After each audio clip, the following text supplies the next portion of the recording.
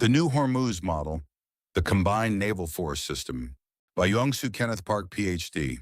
This model illustrates the process of the U.S. transitioning into a platform provider and back-end sponsor, rather than a primary combatant.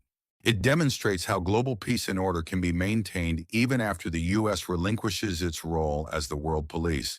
1. The U.S. role transition to federal police. Withdrawal of main forces and minimal intervention.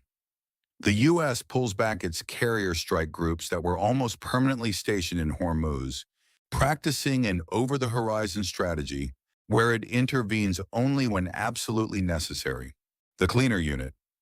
The U.S. conducts precision strikes against coastal artillery, mines, and drone bases that obstruct the freedom of navigation to clear the field, then leaves the ongoing maintenance to local powers. 2. Local sheriffs and the user pays principle. The Abraham Accords and Gulf Alliance beneficiaries like Saudi Arabia and the UAE become the backbone of the naval alliance, taking ownership of security by directly conducting patrols and protecting merchant vessels.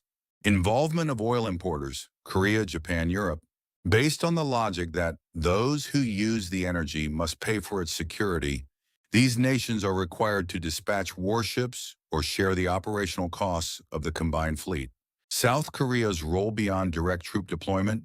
Korea acts as the arsenal of security, leveraging its massive K-defense, manufacturing capacity to provide an unlimited supply of shells and missiles, thereby taking responsibility for the alliance's firepower.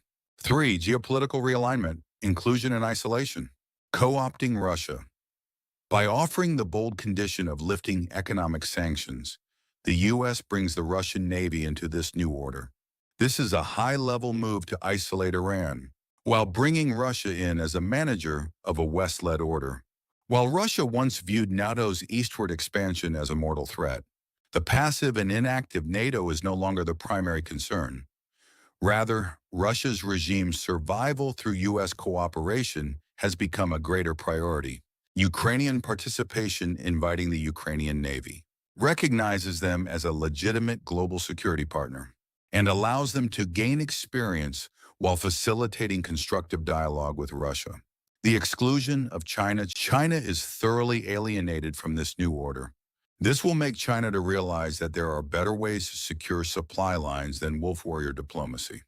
This new Hormuz model serves as the first example of restraining rogue states through the U.S.-driven global energy cooperation, rather than dominance system